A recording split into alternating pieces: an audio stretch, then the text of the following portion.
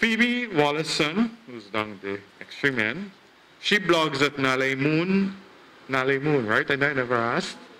Nalemoon, right? Nalemoon@wordpress.com. She's a Virgo Christian, 28 years of age. She was born in Bartica, the second of 4 children to a doctor and an English teacher. She holds a BSc degree in biology.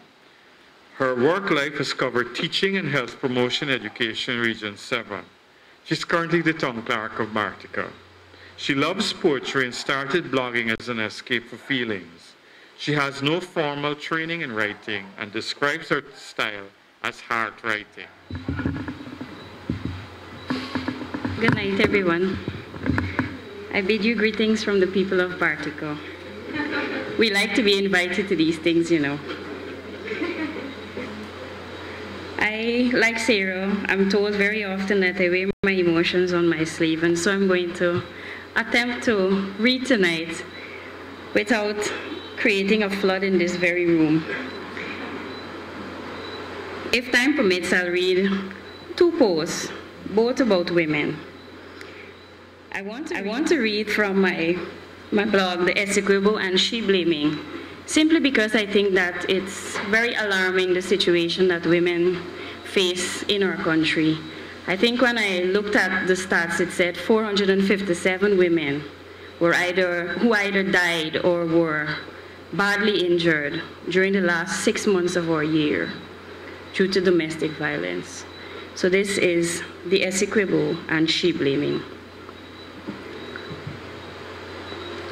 And just like that, I was sailing down the Essequibo again, this time bothered only by the thoughts of screaming women.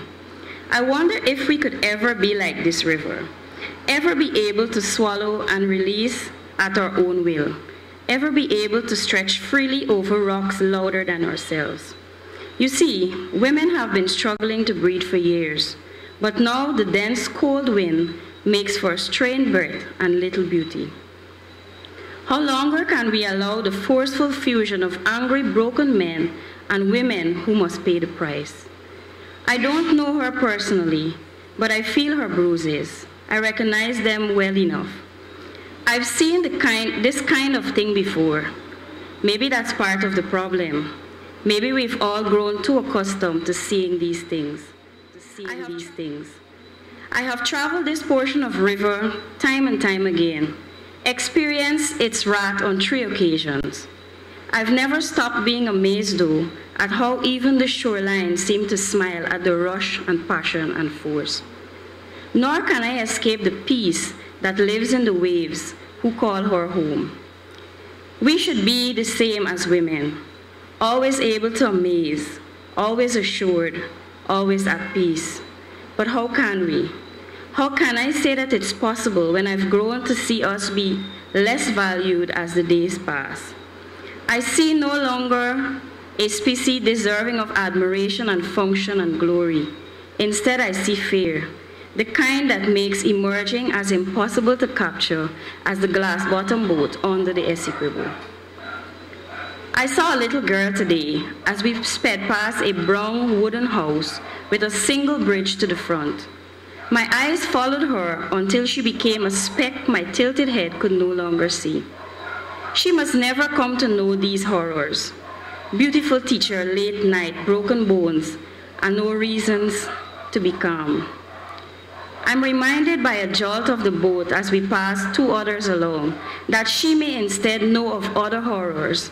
No food, drunk father, tired mother farmer, maker of too many children, dark nights, no choice in it, no voice, baby by 9. And I began to see that on either end of the Essequibo, darkness looms for women of all hues. I can only now think maybe the darkness comes because they do. There shouldn't be a question of what she did wrong, or an assertion that maybe she should have. What, not been a woman?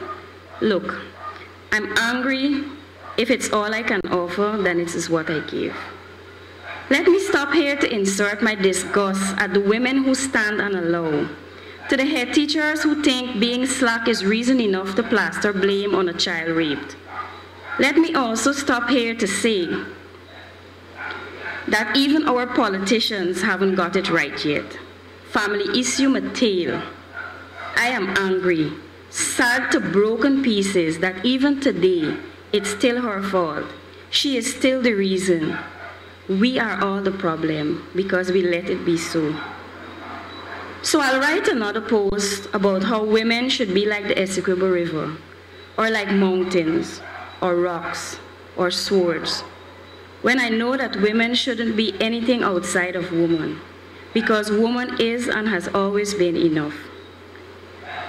I silence these angry tears as I sit next to a gentleman I don't know. He is reading as I write this, and it's okay. Maybe he will look at his wife differently. Maybe I would have allowed him to wonder about how he spoke to her today or yesterday. Maybe my words will speak to his heart, and he will begin a revolution among his sons, teaching them the secrets to being an honorable man, seemingly hidden in days too far to stretch to. Maybe his sons will listen, and then maybe we can promise these little girls that we have now that someday it will get better.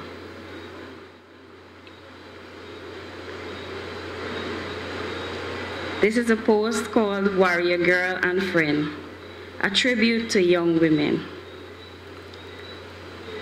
There is no subtle in her struggle, no warning to heed. Her fingers end in rain clouds, and her toes find it hard to dance, hard to follow the escaping notes. I discovered surviving is her talent.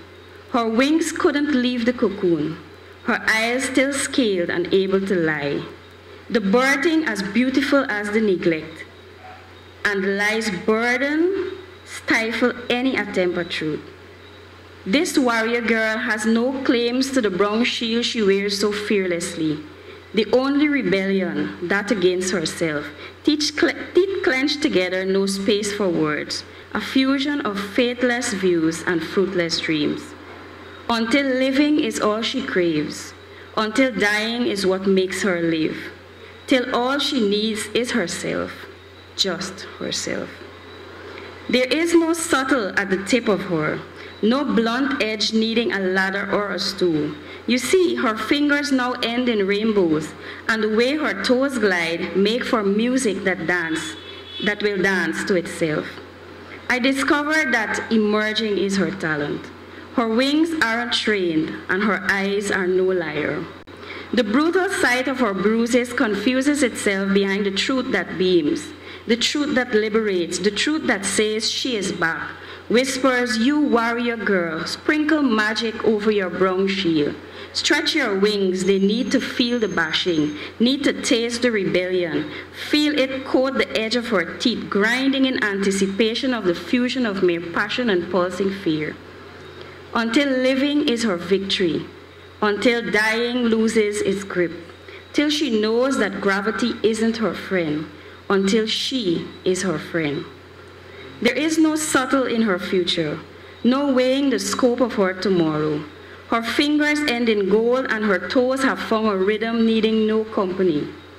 I've discovered that thriving is her talent. Her words are armored now, her eyes fierce competitors. Her bruises? What bruises? The fairy dust has worked, and Tinkerbell found that it was neither magic nor Peter's work.